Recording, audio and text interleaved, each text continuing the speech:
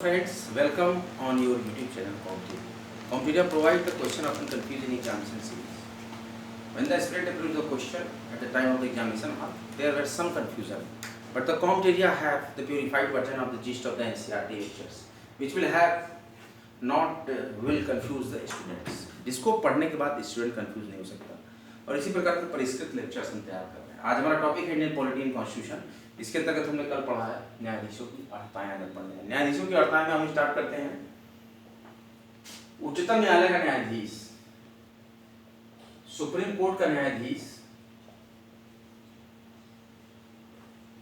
बनने के लिए अर्थाएं क्या है?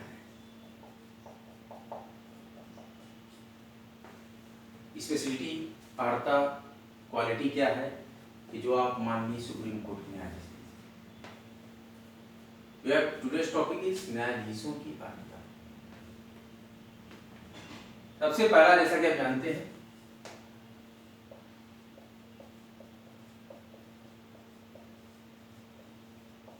फॉर्म या भरते हैं तो होता है भारत का नागरिक हो।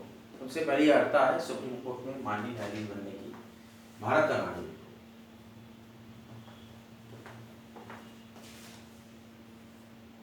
किसी हाई कोर्ट में कम से कम 5 साल का अनुभव,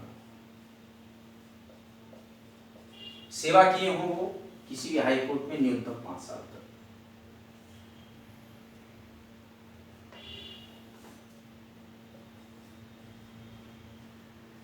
उच्च न्यायालय या उच्चतम न्यायालय में मिलाकर, कुल मिलाकर, चाहे उच्च न्यायालय में कार्य किए हो या उच्चतम विभिन्न न्यायालय में, तो या तो वो जो जज हो वो उच्च न्यायालय में या विभिन्न न्यायालयों में मिलाकर कार्य किए हो 5 वर्ष, और विभिन्न न्यायालयों में मिलाकर कार्य किए 10 वर्ष। पूरा नहीं हुआ है।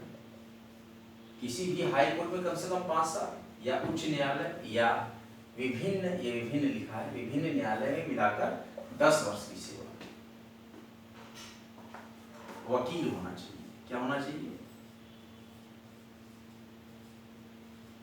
10 वर्ष की वकालत किए रहेंगे तब भी आप जज बनने के लिए बीच पर। देखिए इंपॉर्टेंट है कि what is the eligibility for appoint as अ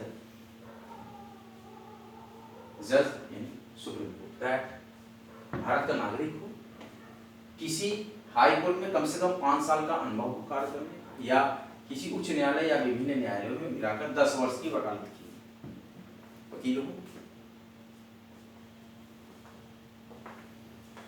और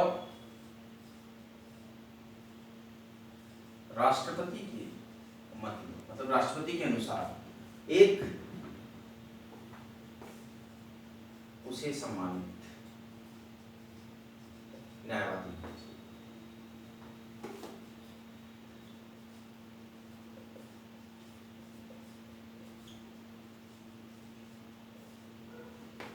राष्ट्रपति के मत में उसे सम्मानित न्यायवादी होना, मतलब राष्ट्रपति के अनुसार वह एक सम्मानित न्यायवादी होनी चाहिए। तो ये सारी एलिजिबिलिटी है।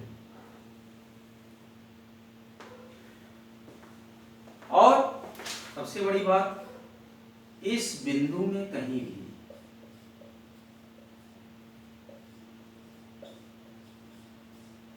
माननीय उच्चतम न्यायालय के न्यायाधीश बनने की न्यूनतम आयु, मतलब एज का उल्लेख नहीं।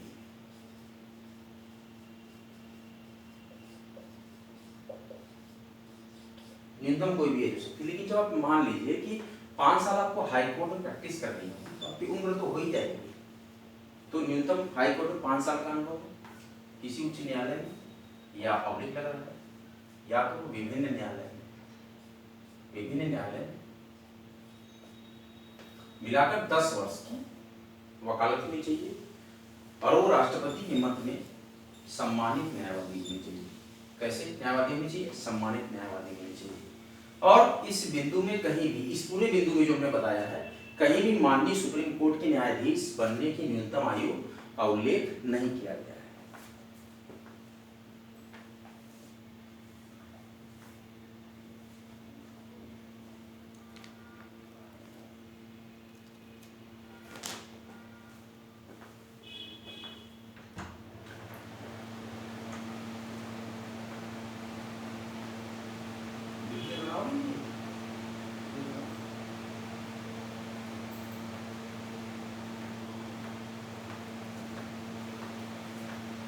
देखिए आज का टॉपिक है न्यायाधीशों की अर्हता। क्या टॉपिक है आज का? न्यायाधीशों की अर्हता, एलिजिबिलिटी ऑफ जजेस। तो इस टॉपिक में न्यायाधीशों की अर्हताएं में उच्चतम न्यायालय का न्यायाधीश बनने की अर्हता में वो सबसे पहला भारत का नागरिक क्या होनी चाहिए? भारत का नागरिक होना चाहिए। दूसरा है कि किसी हाई कोर्ट में कम से कम 5 साल अनुभव हो, ठीक है। और थर्ड टॉपिक कहता है किसी भी हाई कोर्ट में या विभिन्न न्यायालयों में मिलाकर 10 वर्ष की वकालत होनी चाहिए, वकील होना चाहिए उसको। और या तो वो राष्ट्रपति के मत में एक सम्मानित न्यायवादी होने चाहिए। और न्यूनतम आयु की कहीं भी उल्लेख नहीं किया गया। इस सारे बिंदु में जो हम पढ़ रहे हैं इसमें कहीं भी सुप्रीम कोर्ट के न्यायाधीश बनने की न्यूनतम आयु का कोई उल्लेख नहीं है। लेकिन आप मान के चलिए कि 5 साल का जब आपको अनुभव होगा हाई कोर्ट, तो वहां तक पहुंचने में उम्र तो हो ही जाएगी। या तो किसी उच्च न्यायालय या विभिन्न न्यायालय में अगर 10 वर्ष की वकालत के होंगे तो भी तो उम्र हो ही जाएगी। तो ये हम अनुमान लगा सकते हैं। तो आज का लेक्चर आपको कैसा लगा उसको आप बताइएगा। पढ़ें, पढ़ते रहें। और इंडियन पॉलिटी कॉन्स्टिट्यूशन की देखिए धीरे धीरे हम बढ़ेंगे, लेकिन एक एक कॉन्सेप्ट को, एक एक वर्जन को प्योरीफाइड करेंगे। We have the purified version of the text of the NCERT.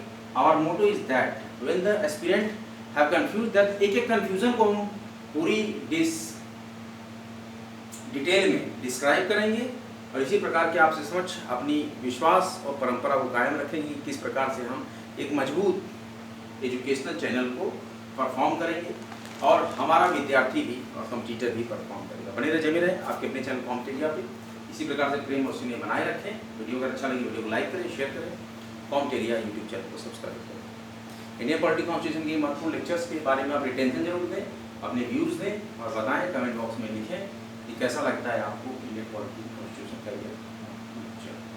इन्हीं महत्वपूर्ण उद्बोधन के साथ आज हम आपका सेशन हम समाप्त करते हैं। जय हिंद, जय भारत। अगले महत्वपूर्ण लेक्चर के साथ आपके समझ फिर हम इंडियन पॉलिटी कॉन्स्टिट्यूशन के इंपॉर्टेंट टॉपिक लेकर आएंगे। तब तक आप रिवाइज करते रहिए, लाइक कीजिए, शेयर कीजिए और सब्सक्राइब कीजिए कॉम्पिटेरिया।